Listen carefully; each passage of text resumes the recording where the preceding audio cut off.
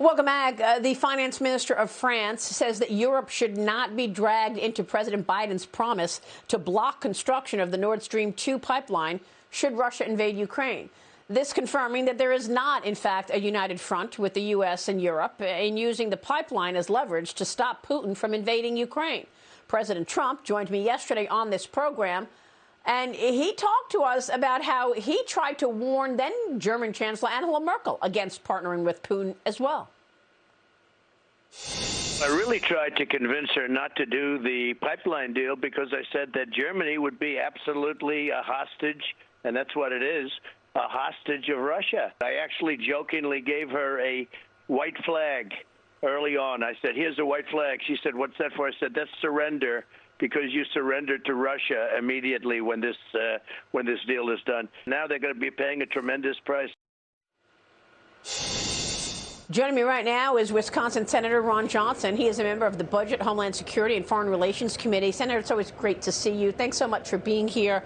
Look, yesterday or earlier in the week, we heard President Biden say that he's united when he spoke with the Chancellor of Germany. Meanwhile, the Chancellor of Germany did not even mention the words Nord Stream 2. And now we hear the finance minister of France say, no, we're not on board, and we should not be bullied by Biden threatening the Nord Stream pipeline. Your thoughts on where we are here in terms of pushing back Russia from invading Ukraine? Well, good morning, Maria. Well, the person really with the white flag is President Biden. You know, first day or two of office, what did he do? He canceled the Keystone XL pipeline. He relaxed sanctions on the Nord Stream 2 pipeline, which is a clear signal to Putin that we're going to be weak. We're going to let you walk all over us. You know, I continue to wonder to what extent President Biden is compromised.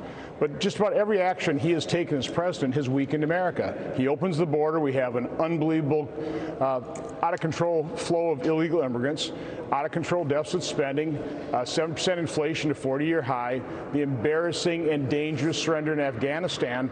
I mean, this is weakness. I mean, this is real weakness. He is weakening America. Our enemies perceive that. They're noticing it, and they're becoming more aggressive. They're taking advantage of the situation. Russia's surrounding Ukraine. China is overflying Taiwan. Iran is getting more active in Yemen. North Korea is testing new weapons. This is across the board. The bad actors around the world are perceiving our weakness when America is not strong, and I agree with President Reagan, you achieve peace through strength, but that strength starts with economic strength, and President Biden is weakening our economy, he's weakening our military, he's weakening America. Yeah, I mean, it's very discouraging, and you've just, listed 4 major adversaries that have been acting up. Iran, of course, backing the Houthis. They're striking Abu Dhabi and the United Arab Emirates right now. Last night, we are looking at another explosion, which could actually be terrorism. But you just said you're questioning whether or not Joe Biden is compromised. How unfortunate to think that the leader of the free world may be compromised by all of these countries because his family took money from them. What are you suggesting about Ukraine and Biden being compromised? Well, again, Chuck Grassley and I laid out in great detail all the vast web of foreign financial entanglements. But the mainstream media, who are complicit in all of this, they're the ones that got Joe Biden elected president, even though he campaigned from his basement. They're the ones that covered up our report. They're the ones that didn't then report on Hunter Biden's computer and Tony Bobulinski. They actually, gave credence to those 50 intelligence professionals who said, oh, that laptop, that's a classic sign of Russian disinformation. Shame on those 50 intelligence professionals. Shame on the mainstream media. Shame on the big tech social giants. They've all been complicit. They've all been covering up for Joe Biden's weakness, and America will pay the price. The American people will pay the price. Yeah. So you did a report, and you've been investigating Hunter Biden's business dealings. Do you believe that the Biden family accepted money from Ukraine, and that's conflicting Joe Biden from acting in a different way in the middle of this Russia-Ukraine crisis? I know Hunter Biden was on the board of Burisma. Is that what you're referring to? Well, sure. I mean, he collected more than $4 million from Burisma. But again, we don't know all the foreign financial entanglements. We don't know all the details. We laid out that there certainly are foreign financial entanglements, but you know who knows?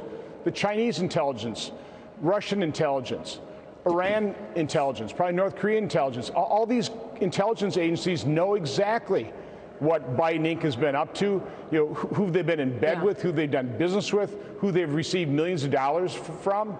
So they know it. That is why Tony Bobulinski said that Joe Biden is compromised. I don't know all the details, but these foreign intelligence agencies do. Yeah, and we have the email, of course, where Hunter Biden is talking to his partners on a Chinese deal that they were doing, and they say, well, we have to hold 10%.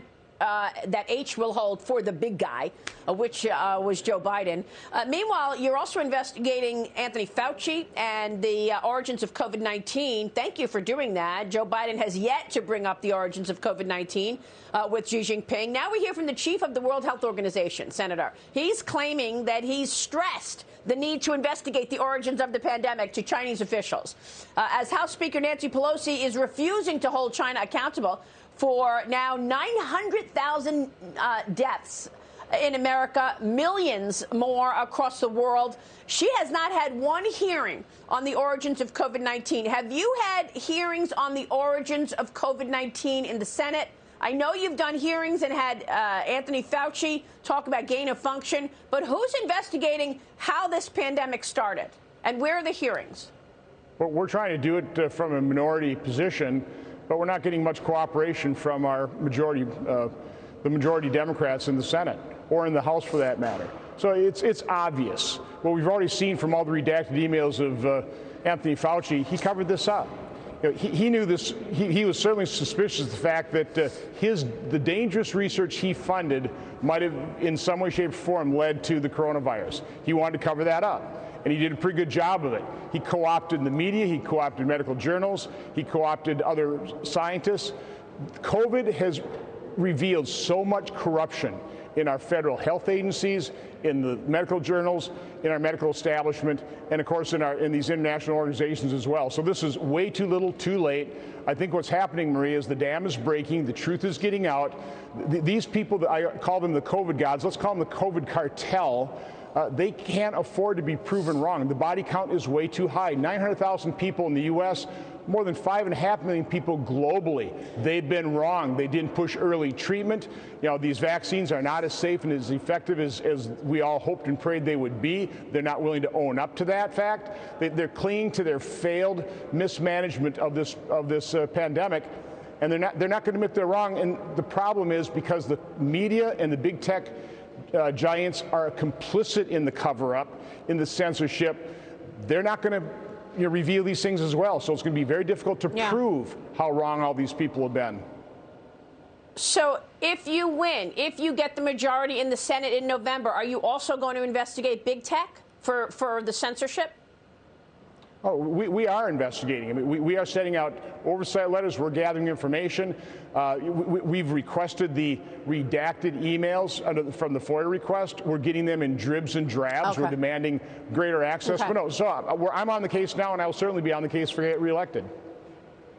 All right. Senator, good to see you this morning. Thanks very much. We're going to stay on the big tech theme.